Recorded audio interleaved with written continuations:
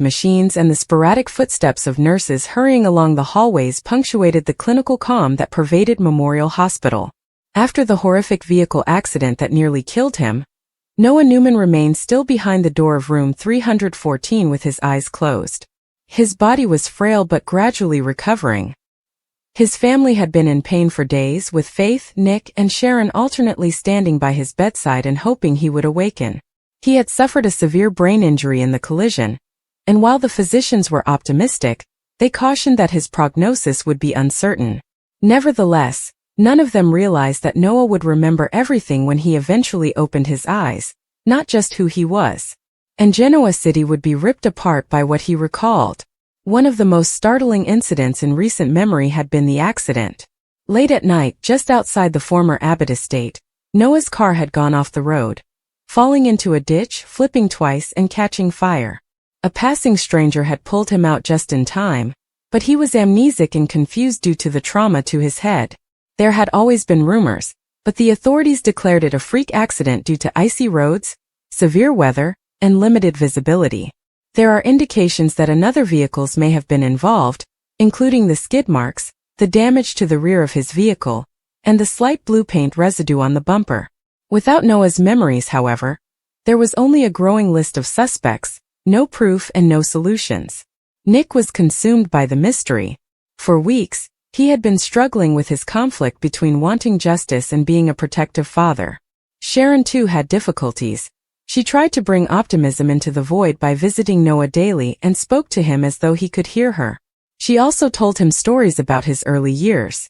She would mutter, "You're strong, sweetheart," as she ran her fingers over his hand. "You've made it through worse. Return to us." And even though she was unaware of it, her voice was beginning to emerge in Noah's subconscious. Then something changed one stormy night. Nick and his son were alone when Sharon left to go get coffee. Outside, the room was illuminated by flashes of lightning, and then Noah's fingers began to quiver. His heart rate increased as the monitors started to surge. As Noah's lips trembled and a scratchy sound escaped, Nick paused, his eyes full of shock. "Dad!" Nick leaped out of his chair and firmly grasped his son's hand. "Noah, I'm right here, buddy. You're all right. You're secure." First clouded by perplexity, then by panic, Noah's eyes flickered awake. "What happened?" he questioned feebly. Nick was hardly able to control his feelings. "Son, you were in an accident. You'll be all right now, even if you've been out for a long. You're secure." However, the silence was short-lived. Headlight flashes, tire squealing, and a voice calling his name were among the memories that returned to Noah as the fog of sleep started to clear. He began to breathe more rapidly. His voice trembled as he abruptly stated, "It wasn't an accident." Nick's face altered in an instant. "What do you mean?" The memories came flooding back, fragmented but vivid, and Noah's eyes widened in fear. "Another vehicle was present. I had a follower. They struck me from behind while I tried to flee. Before I left the road, I caught a glimpse of their face." He stopped, gasping for air, and Nick took a gentle hold of his shoulders. "Nathan, who was it?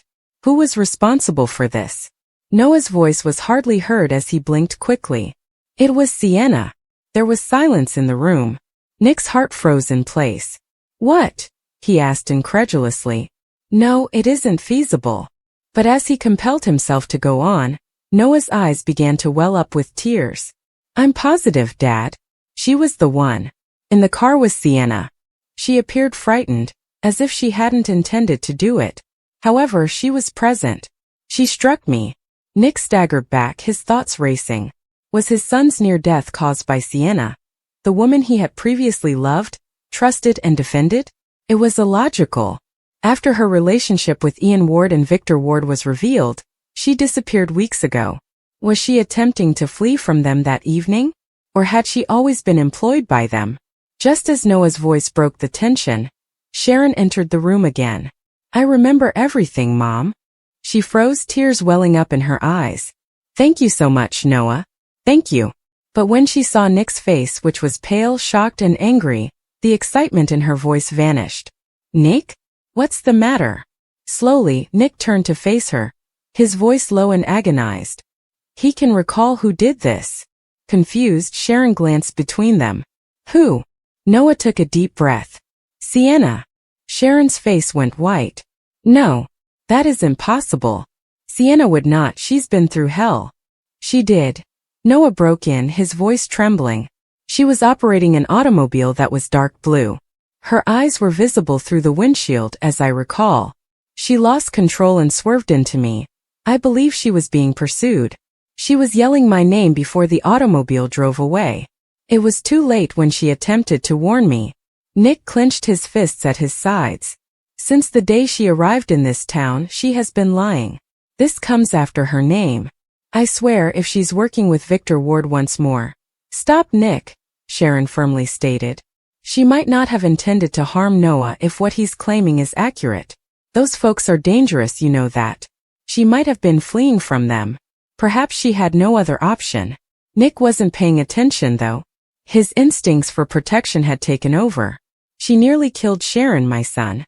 I don't give a damn about her justifications. The story quickly spread like wildfire across Genoa City. Noah Newman, who has regained his memories, accuses Sienna of being the motorist who caused the collision. It was the kind of discovery that shattered families and triggered a domino effect of hatred and blame. Whispers were heard at Crimson Lights as Sharon struggled to keep herself together, reliving every interaction she had ever had with Sienna and every caution she had disregarded. Kyle Abbott, meanwhile, was shocked. He had been the one to reveal Sienna's real history and to caution Nick about her dangers, and it now appeared that he had been correct. However, as the hours went by, a different aspect of the situation emerged. That evening, Adam Newman received a mysterious call. The message was apparent despite the garbled voice on the other end. She wasn't alone that night. Adam squinted his eyes. He insisted, "Who are you?" But the caller hung up. Shortly after, he received an anonymous email with traffic cam footage from the night of the collision as an attachment. Adam's heart skipped a beat when he opened the file. As Noah had stated, the footage showed Noah's automobile rushing along the icy road, closely pursued by a dark blue sedan. However, a few seconds later, Sienna's automobile was followed by another pair of headlights. An SUV that is black. Even though the video ended after the hit, it was sufficient to spark further inquiries. Who was behind Sienna if she was being pursued? Adam showed Nick the video right away. He handed him the laptop and added, "You must see this before you pursue her." Nick's jaw tensed as he watched the facts come to light. Nick remarked somberly, "So someone forced her off the road. This indicates that the person responsible wanted Noah dead and wanted to blame her." "It appears to be that way," Adam remarked. "Additionally, Victor Ward's fingerprints are all over this if I had to guess. He hasn't spoken for much too long." Nick tightened his jaw. "I'll put an end to this myself if he targets my family once more." Sienna, meanwhile, was nowhere to be seen. She had entirely disappeared. No phone connection, no credit card trail, but the police had issued a warrant for her to be questioned. She seemed to have vanished from the face of the planet. Nobody was aware that she was still hiding in an old warehouse close to the docks in Genoa City. As she heard her name being pulled through the muck, she sobbed as she watched the news story on a broken television. "Noah," she said in a broken murmur, "that night you weren't supposed to be there." She took up a tiny picture of herself and Noah at a fundraiser months prior, both of them grinning and blissfully oblivious to the approaching darkness. "I made an effort to keep you safe. However, they located me. They forced me to make a decision." The warehouse door groaned open behind her, and she winced. A recognizable voice, icy smooth and menacing, reverberated through the darkness. "Sister, you made the wrong decision."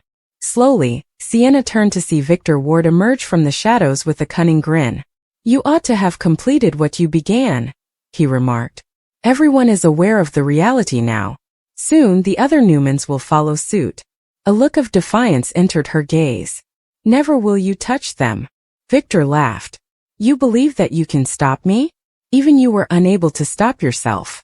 After that, the lights went out, and Sienna screamed as footsteps echoed. Noah awoke in a panic at the hospital, seeing in his memory not just Sienna's automobile, but also the black SUV that was behind her. He clutched his head in shock. "Dad!" She wasn't alone. Someone else was there. Sharon and Nick hurried over to join him. "What do you mean?" Sharon inquired. Noah's voice wavered. Another vehicle was present. The one that forced her into me was visible to me. She wasn't at fault. Nick froze as the knowledge hit him. Then who? Whispering the name that chilled the atmosphere, Noah closed his eyes. Victor Ward. And everything changed at that instant. Noah's retrieved truth revealed a perilous conflict building beneath Genoa City, one that once again linked the Ward family's retaliation to the Newmans. It also revealed who was responsible for the accident. The storm outside the hospital intensified as Nick pledged to defend his son and find the individual responsible. A perfect depiction of the catastrophe that was just getting started. Because the truth had finally come back to Noah Newman. And no one in Genoa City could ever have imagined the truth to be more sinister, deadly, and combustible. The stress in the sterile air of Genoa City Memorial Hospital was so great that every moment seemed to drag on forever.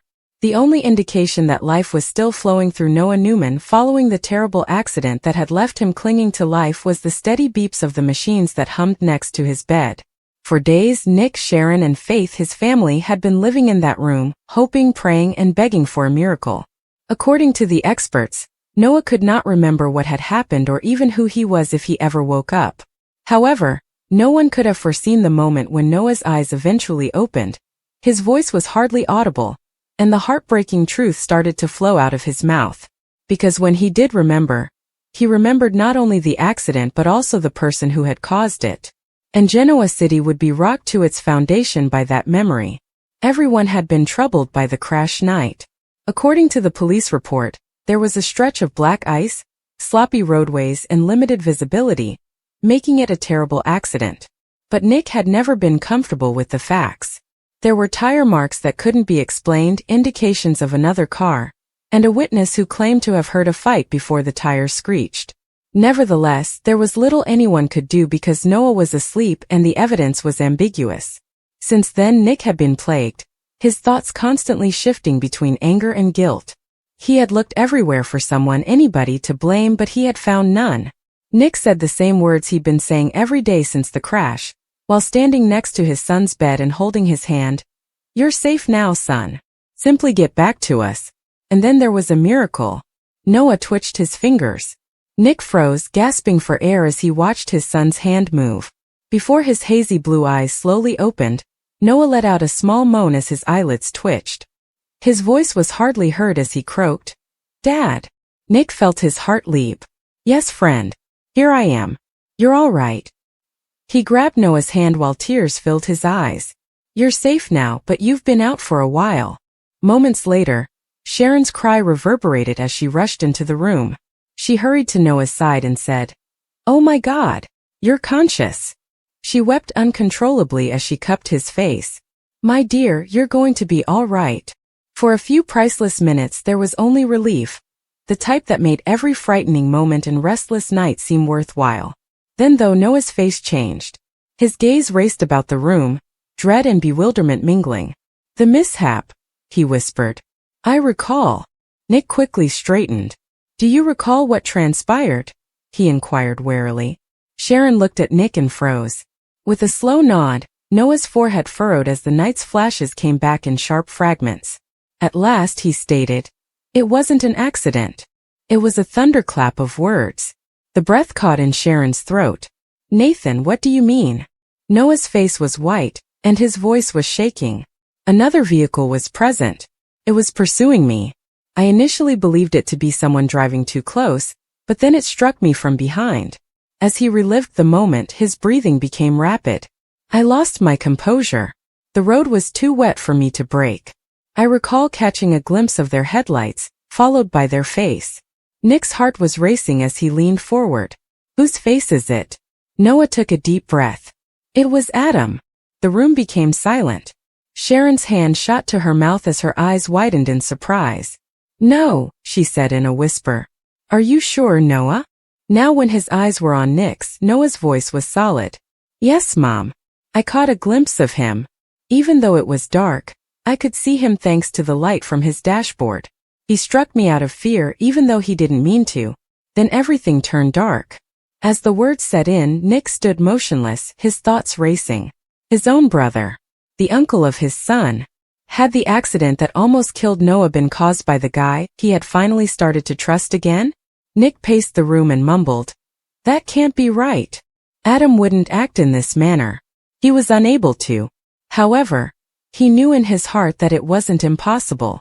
Adam had previously caused upheaval with his history of careless choices, his urge to make things his way, and the evil that always lurked beneath the surface. Was this just another error on his part? Sharon touched Noah's shoulder with a quivering hand. "Perhaps your thinking is still cloudy, sweetie. Trauma to the head might cause memory confusion." Noah, however, shook his head. "No, Mother. Now I can recall every second. I was on my way back to the ranch to discuss something I had learned about the new business arrangement with Grandpa. All day Adam had been after me. When I pulled over, he continued driving, which made me wonder whether he wanted to talk. Then he pivoted and faced me directly. He was shouting something in anger, but I couldn't hear it. Then he struck me." Nick's mouth clenched. "What did you intend to say to Victor?" Noah paused, glancing down. "I discovered something. Adam was attempting to hide something with Newman Media that had gone wrong. I believe he was being blackmailed. He yelled at me when I refused to back off since he didn't want me to tell anyone." The ensuing hush was deafening. The anger, heartache, and incredulity on Nick's face crushed Sharon's heart. Finally, he stated in a low but menacing voice, "I'll handle this." Sharon took hold of his arm. "Please, Nick. Avoid making a decision you'll regret." Nick, however, had already made it halfway to the door. "Shannon, he placed our son in that hospital bed. He will be held accountable for it." Adam Newman, meantime, sat alone himself in his penthouse across town, gazing out at the rain beating on the window. That night had tormented him ever since it had occurred. He had convinced himself that Noah's car had lost control before he could stop it, and that it was an accident. But he knew in his heart that the reality was more sinister. That night, he had followed Noah to prevent him from telling anyone what he had found, not to harm him. The truth about a long-forgotten secret that Victor had buried. However, everything had gone wrong. Nick rushed in, soaked from the rain, eyes burning, and he jumped when his door sprang open. "It was you," Nick snarled. "You struck Noah's vehicle." Adam's face flashed with remorse as he froze.